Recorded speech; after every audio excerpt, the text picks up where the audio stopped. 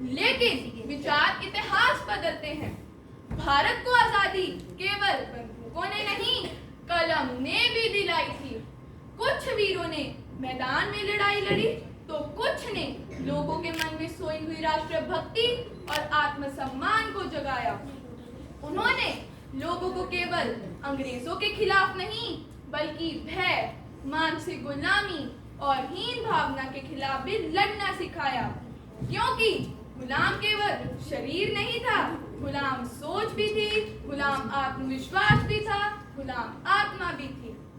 और ऐसे समय में कुछ लेखकों, कवियों और क्रांतिकारियों ने भारतवासियों को केवल स्वतंत्रता ही नहीं, आत्मसम्मान भी सिखाया। उनमें से एक नाम था वीर विनायक दामोदर सावरकर।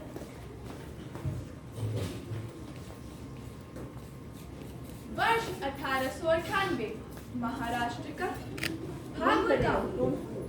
प्लेग की महामारी में माता पिता को खोने के बाद भी इस किशोर के भीतर क्रांति की आग जला दी थी।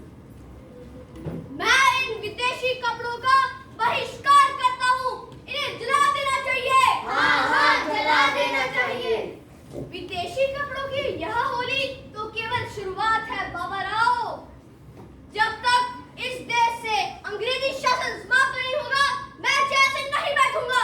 लेकिन विनायक, यह मार्ग बहुत कठिन है। क्रांति का रास्ता कांटों से भरा है। देश की आजादी के लिए यदि मुझे कांटों पर भी चलना पड़े, तो वह भी मेरे लिए फूलों की सेज बन जाएंगे। मैं छत्रपति शिवाजी महाराज और मां भवानी की शपथ लेता हूँ। हम युवाओं को जगाएंगे। हाँ, जगाएंगे। हम लड़ेंगे, मरेंगे। लड़ेंगे, मरेंगे और भारत माता को स्वतंत्र करवाएंगे। हाँ, स्वतंत्र करवाएंगे। वंदे मातरम। भारत माता की जय। वीर सावरकर ने अपनी देश की स्वतंत्रता के लिए अपना घर परिवार दांव पर लगा दिया था। वहीं दूसरी तरफ उनकी पत्नी, जो कुछ चिंतित पर स्वयं पर गर्व महसूस करती हुई प्रतीत होती है।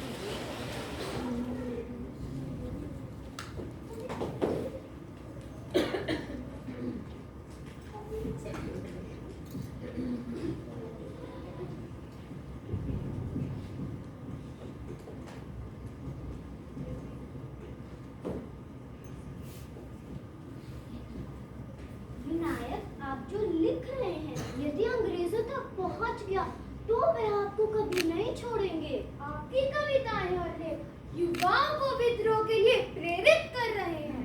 यदि सत्य लिखना अपराध है, तो मैं यह अपराध अवश्य करूंगा, बार बार करूंगा। लेकिन अंग्रेज आपको गिरफ्तार कर लेंगे। गिरफ्तार? मित्र, जिस दिन ये लेखक डर गया, उस दिन संपूर्ण राष्ट्र सो जाएगा। क्रांति पहले मन में जन्म लेती है, फिर सड़कों पर उतरती है। लेकिन अंग्रेजों का अत्याचार भारतीय जनता पर बढ़ता ही जा रहा है। अब समय आ गया है, हम युवाओं को संगठित करें, हम मित्र मेला बनाएंगे। परंतु सावरकर जी, अंग्रेज हमें सजा देंगे। जो देश के लिए जीता है, वह डर कर नहीं जीता। वंदे मातरम। भारत माता की जय। सावरकर ने 1857 का स्वतंत्रता संग्राम लिखकर अंग्रेजों की नींव हिला दी थी। उनकी पुस्तक युवाओं के भीतर आंतरिक स्वतंत्रता की ज्वाला जगा रही थी। अंग्रेज जानते थे, यदि भारत का युवा जाग गया तो साम्राज्य टूट जाएगा। इसीलिए वे केवल भारत की धरती पर ही नहीं, भारतवासियों की सोच पर भी शासन करना चाहते थे।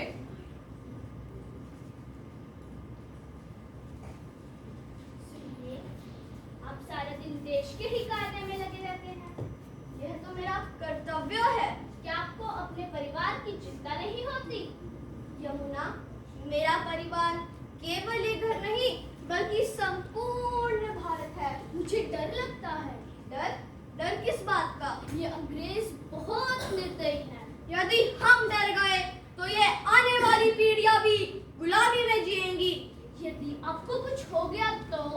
यदि मेरा जीवन भारत की स्वतंत्रता के काम आ जाए, तो वही मेरा सौभाग्य होगा। तो फिर मुझे गर्व है कि मैं एक सच्चे देशभक्त की पत्नी हूँ। काला केवल जेल नहीं थी, वह यातनाओं का नरक था। वहां कैदियों को बैलों की तरह तेल निकालने के लिए मजबूर किया जाता था।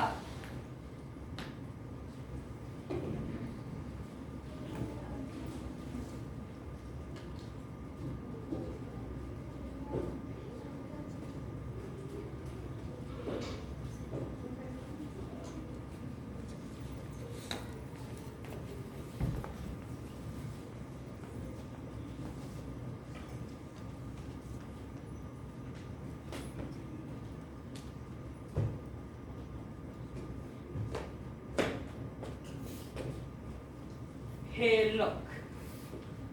विनायक दामोदर सावरकर, तुम पर आरोप है कि तुमने अंग्रेजी शासन के विरुद्ध लोगों को भड़काया, क्रांतिकारी साहित्य को फैलाया और विद्रोह की भावना पैदा करी।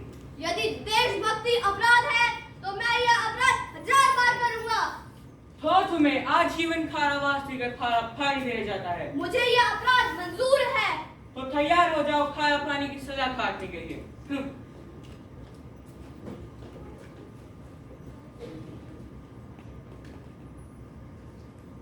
काला पानी जेल में उन्हें यातनाएं दी जाती थी।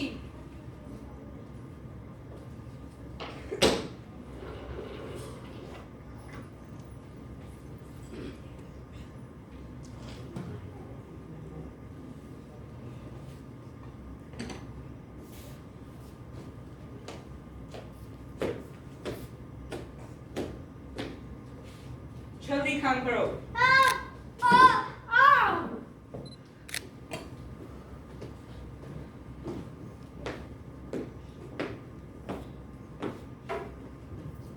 अरे सागर, जल्दी काम करो, यहाँ कोई क्रांति नहीं चलेगी। तुम लोग केवल शरीर को कैद कर सकते हो, विचारों को नहीं।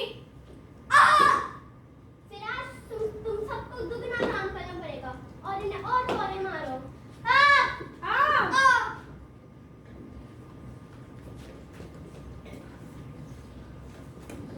जी, अब तो सहन नहीं होता। सच में सागर जी, हम तो बहुत पिस रहे हैं यहाँ पर। हिम्मत मत हारो, हमारी हर यातना भारत की स्वतंत्रता को और मजबूत करेगी। महान क्रांतिकारी वीर सावरकर और उनकी पत्नी यमुनाबाई के बीच अटूट प्रेम, त्याग और देश प्रेम का भावुक क्षण है।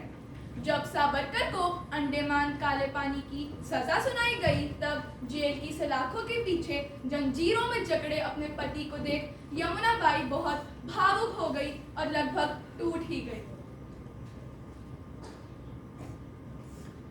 आपकी हालत मैं देख नहीं पा रही। यमुना, आंसू मत बहाओ। ये घाव मेरे नहीं बल्कि भारत माता के सम्मान के निशान है। आपको डर नहीं लगता? डर तब लगता यदि मैं अपने देश के लिए कुछ ना कर पाता। घर के सभी लोग आपको बहुत याद करते हैं। उन्हें कहना विनायक कैद में जरूर है, लेकिन उसका हौसला आज भी स्वतंत्र है। वर्षों के संघर्ष और बलिदान के बाद भारत स्वतंत्र हुआ, लेकिन सावरकर का संदेश केवल राजनीतिक स्वतंत्रता तक सीमित नहीं था, वह आंतरिक स्वतंत्रता की बात करते थे। उन्होंने सिखाया कि यदि मन भय से भरा हो तो स्वतंत्रता अधूरी है। यदि सोच गुलाम हो तो राष्ट्र भी पूर्ण रूप से स्वतंत्र नहीं हो सकता।